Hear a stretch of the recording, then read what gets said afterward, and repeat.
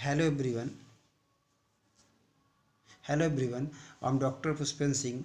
आज के इस टॉपिक में, आज के इस वीडियो के लेक्चर में मैं आप सभी को टिश्यू के बारे में बतलाना चाहूँगा कि टिश्यू होता क्या है। इसके बारे में डिटेल में आपको बतलाना चाहूँगा। तो सबसे पहले मैं आपको बताना चाहता हूँ कि टिश्यू होता क्या है। टिश्यू कोशिकाओं का एक ऐसा समूह होता है जो उत्पत्ति, कार्य एवं संरचना में समानता रखता हो, उसको हम टिश्यू बोलते हैं। इंग्लिश के टर्म में आप बोल सकते हो group of cell which is similarities of function origin. तो ऐसे हम इंग्लिश और हिंदी दोनों की भाषा में इसको क्लियर कर सकते हैं।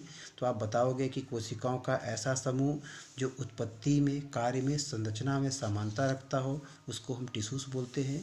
ये टिश्यूज़ बेसिकली दो टाइप्स के में, दो कैटेगरी में बांटे गए हैं। जैसे कि आप एक प्लांट का पढ़ोगे, दूसरा एनिमल का पढ़ोगे।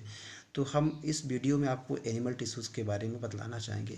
तो एनिमल टिश्यूज़ के बारे में हम आपको बताने से पहले आपको बता दूं कि इसका एक फ्लो चार्ट बना लेते हैं। इस फ्लो चार्ट के माध्यम से एक एक टॉपिक को, एक एक स्टेप को हम क्लियर करते चले जाते हैं। अब हम आपको फ्लो चार्ट दिखाने जा रहे हैं। ये आपका हो गया टिश्यू। तो टिश्यू के बारे में आपको बताना है कि एक बुचेट नाम के साइंटिस्ट थे जिन्होंने सबसे पहले टिश्यू के ऑरिजिन किया हुआ था। ये टिश्यू दो टाइप्स के होते हैं, प्लांट और एनिमल टिश्यूज़। हम एनिमल टिश्यूज़ के बारे में पढ़ते हैं। तो ये एनिमल टिश्यूज़ को चार भागों में हम डिवाइड किए हैं: epithelium, connective, muscular and nerve tissues. तो सबसे पहले हम एपिथेलियल टिश्यूज़ के बारे में बतलाना चाहेंगे कि एपिथेलियल टिश्यूज़ क्या होता है। आपको बताना होगा कि एपिथेलियल टिश्यूज़ का ऐसा पार्ट, ऐसा टिश्यूज़ जो आपके बॉडी के चारों तरफ कवर करके रखता है, उसको हम बोलते हैं क्या, एपिथेलियल टिश्यूज़ कहते हैं। ये आपके बॉडी को कवर करने का मतलब कि एक दूसरे ऑर्गन को मिक्स नहीं होने देते हैं, जैसे किडनी में मिलता है ना। तो ये बॉडी को कवर करके आउटर ऑफ लेयर पार्ट होता है, जिसको हम बोलते हैं क्या, एपिथेलियल टिश्यूज़ बोलते हैं। अब एपिथेलियल टिश्यूज़ को चार भाग में डिवाइड किया गया है। पहला स्क्वेमस, दूसरा कॉलुमर, तीसरा क्यूबोइडियल, फोर्थ नंबर सीलिएटेड। तो आपको स्क्वेमस के बारे में जानना है कि स्क्वेमस टिश्यू होता क्या है। तो स्क्वेमस के बारे में आपको ये बतलाना है कि एक ऐसा टिश्यू जो किसी भी स्किन के आउटर ऑफ लेयर में पाए जाते हो, जैसे जिब्बा है, ग्रास नली है, एलिमेंट्री कैनाल्स है, उसको बोलते हैं क्या, स्क्वेमस टिश्यूज़ बोल जाते हैं। सेकंड नंबर हमको क्लियर करना है कॉलुमर टिश्यूज़।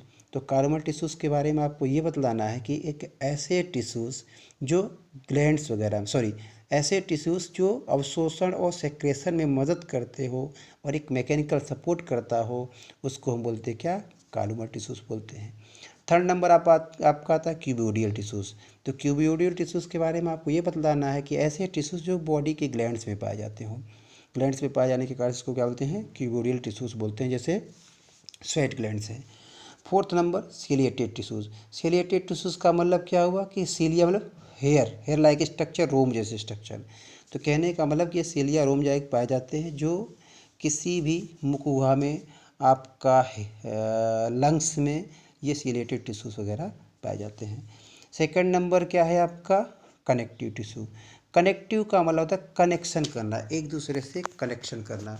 मीन कि जो आपके जो ब्लड्स होते हैं, आपके बॉडी के चारों तरफ सर्कुलेट होते रहते हैं, इसको हम क्या बोलते हैं, कनेक्टिव टिश्यूज़ बोलते हैं। ब्लड हमारा क्या है, कनेक्टिव टिश्यूज़ होता है। इसके बारे में हम पढ़ते हैं। तो कनेक्टिव टिश्यू में प्रॉपर होगा, कनेक्टिव टिश्यू स्केलेटन होगा, फ्लूइड्स होगा। तो सबसे पहले हम कनेक्टिव टिश्यू प्रॉपर के बारे में जान लेते हैं कि ये क्या है। ब्लड मैट्रिक्स है। ब्लड की ऑरिजिन मेसोडर्मल सेल से होती है। ये इंटरसेलुलर सब्सटेंस होते हैं जो ग्लाइकोप्रोटीन से मिलकर के बने होते हैं। इनके मैट्रिक्स में, फ्लूइड में फाइब्रोब्लास्ट होगा। ये फाइब्रोब्लास्ट प्रोटीन का सेक्रेशन करेगा जो टूटी फूटी सेल्स को, डैमेज सेल्स को रिपेयर करने में मदद कर जाता है। सेकंड थिंग्स आता है हिस्टोसाइट्स। हिस्टोसाइट्स आपके बॉडी में ब्लड के साथ चारों तरफ सर्कुलेट होते हैं, जैसे माइक्रोफेजेस।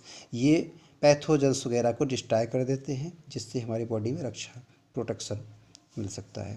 थर्ड नंबर आता है आपका mast cell. Mast cell secretion कर देगा, जैसे हेप्राइरामाइन है, हिस्टामाइन है, प्लाज्मा सेल है। हिपेरिन को आप कह सकते हो एंटीकोगुलेंट।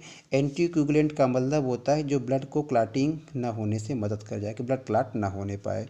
हिस्टामाइन एक एंटी एलर्जिक होता है।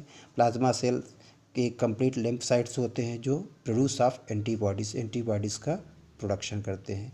एंटीबॉडीज़ क्या है, एंटी एंटीबॉडीज़ के जो बॉडी के अंदर आने वाले पैथोजेंस होंगे, तो वो एंटीबॉडीज़ उसकी पहचान करके उसको डिस्ट्रॉय कर देती है। दूसरे नंबर पे आते हैं हम लोग स्केलेटन के। तो बॉडी की जो आपकी बनावट है, ढांचा है, वो स्केलेटन से मिलकर के बने होते हैं। इसमें दो चीज़ आती है, बोन और कार्टिलेज।